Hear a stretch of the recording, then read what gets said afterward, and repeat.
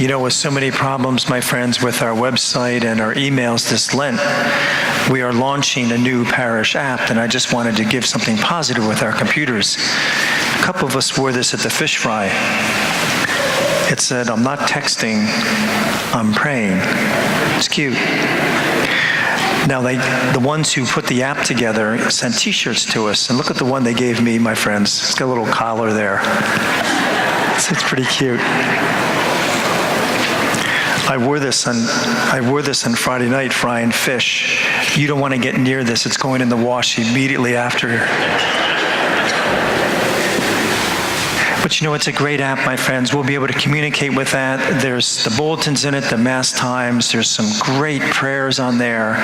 There's just some wonderful things. And Jess Nemshek, who put it together, and I thank her for that, will be standing in the back by the little sign there. And you just pull a card, and it's very, very easy to download it onto your phone. And I hope all of you do that, because it's a great, great thing for our parish.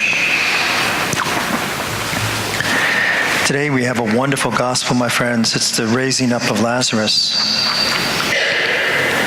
And there was a woman, her name was Dr. Diane Kamp, and she was a pediatric oncologist and described herself as an atheist.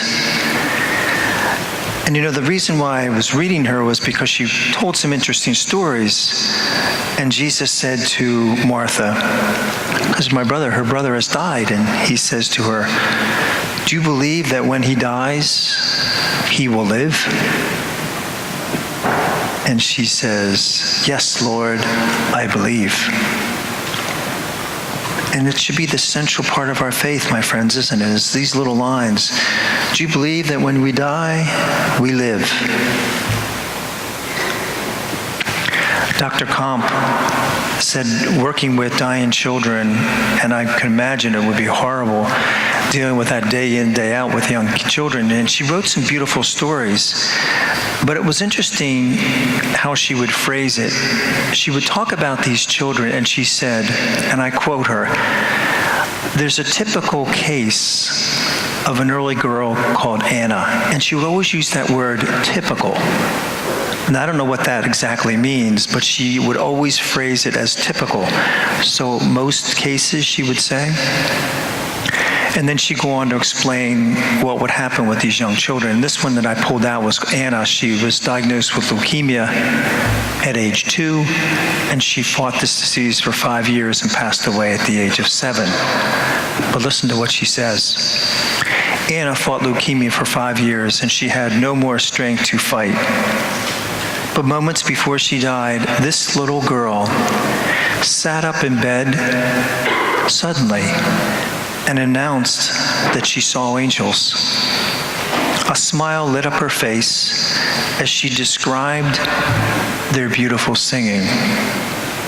And then this little child, radiant with joy, a big smile on her face, laid back down on her bed and died. Isn't that amazing, my friends? And she would say, this would be a typical case. Do you believe that if someone dies, they will live? See, if we believe that there's a life after, it should affect how we're living now, right? It should affect us how we live if we want to get there. And that's exactly what Jesus is talking about. And there's some wonderful lines. There's 2 lines that are in this gospel, my friends. There's many, but 2 of my favorite. Jesus came to the tomb, the cave, and he says what? Take away the stone. Take away the stone.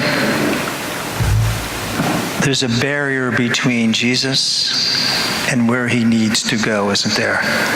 And that stone lays in the way. And he says, remove that stone so I can get to Lazarus.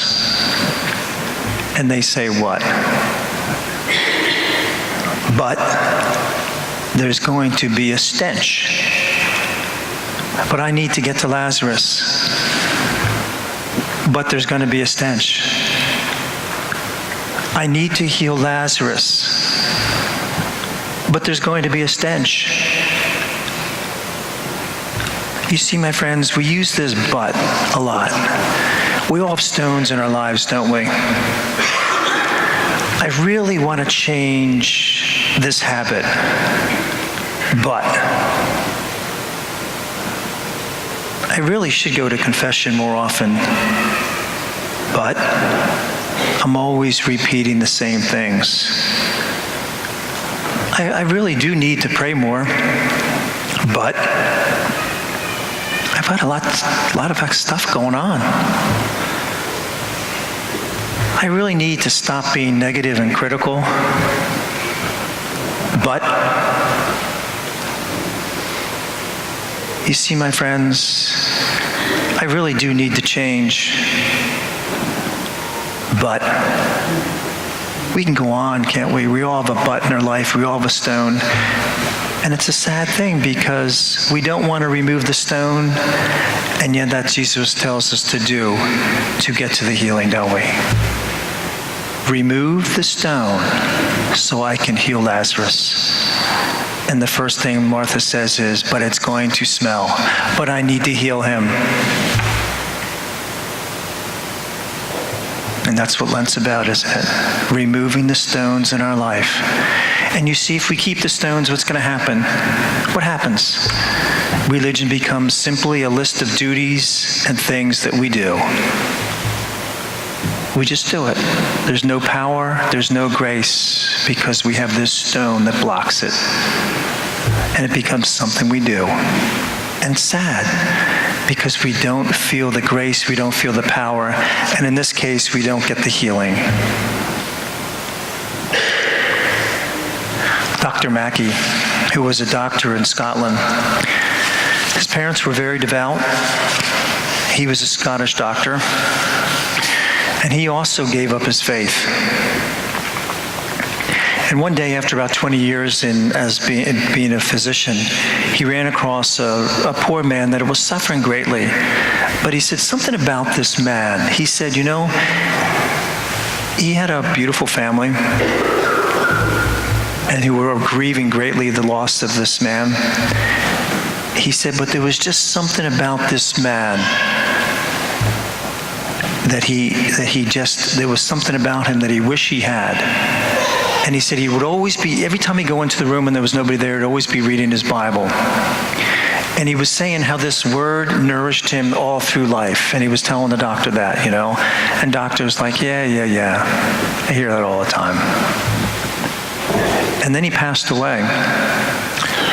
But the way they found that Bible, apparently he was reading it before he passed away, because it was in his hands and it kind of fell in between his arm and his like side. So it was kind of wedged in there in his hip.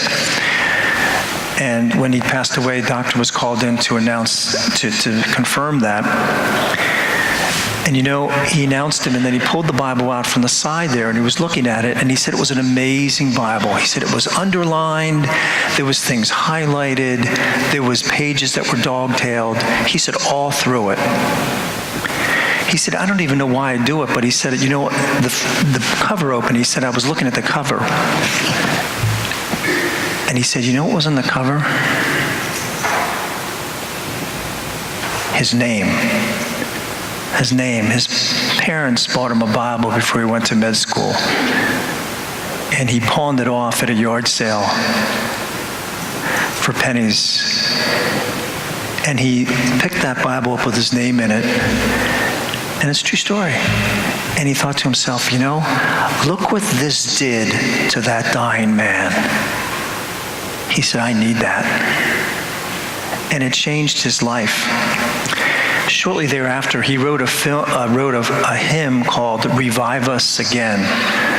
It's an old Protestant hymn. It was written in 1863, still sung today. Still sung today. Revive us again. Revive us again. In this verse it says, fill each heart with thy love. May each soul be rekindled with fire from above.